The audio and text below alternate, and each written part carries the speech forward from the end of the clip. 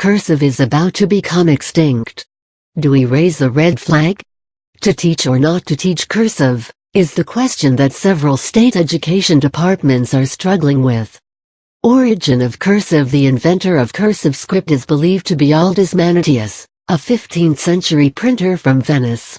He published several Greek and Latin classics in his famous Aldini press. Before you read this write-up, do a simple exercise.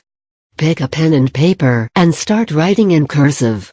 Yes, that fancy handwriting that you learned in grade school.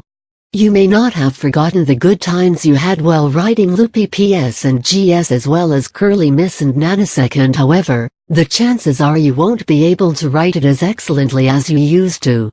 Some people are good at making the perfect loops and curls, while some are bad. I am still terrible at it. Coming to the point, is it true that the fancy penmanship that we fretfully learned in our school days is dying?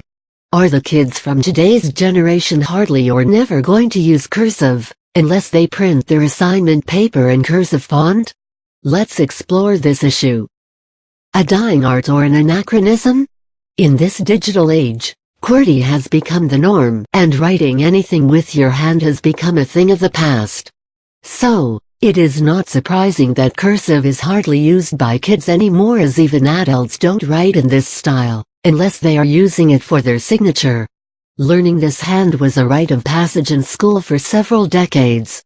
However, in 2011, the Indiana Department of Education made it optional for schools to teach cursive writing to the students. In fact, Indiana was not the only state to follow this rule. There were 46 more states who have also done the same. There are some who believe that it is high time for cursive to retire from school curriculum, just like abacus and the slide rule or slipstick. After all, if we don't leave the past behind, we cannot make way for new things. If you walk into any classroom, you would find children using keyboards to communicate in written form. On the other hand, aficionados of this penmanship swear by its usefulness. They remind us that if we stop teaching and learning cursive in schools, very soon most of our historical documents will become illegible to us. For instance, the Declaration of Independence, which is written in cursive, would seem like a foreign language to the future generation. Well, point duly noted. There are some who aren't giving up on cursive so easily. Sylvia Hughes, of New Jersey, formed a cursive writing club after learning that her grandchildren are not learning this hand in school. Now, the members of this club has increased to 60 students. Even science has something to say on this matter.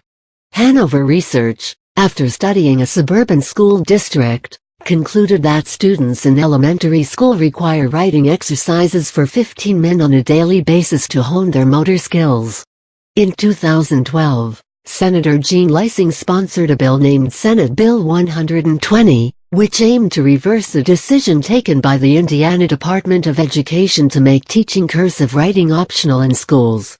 Though the bill passed the Senate, it never reached the floor of the Indiana House of Representatives. However, that didn't stop Senator Lysing from taking up this issue again. In 2013, Indiana lawmakers have again started to push this issue forward.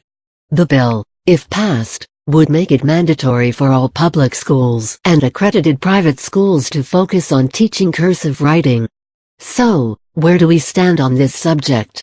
Is it the right time to erase an almost forgotten handwriting and embrace the keyboarding world? Or can we do both without compromising on our school curriculum? Let me know your thoughts on this matter by leaving a comment in the section below.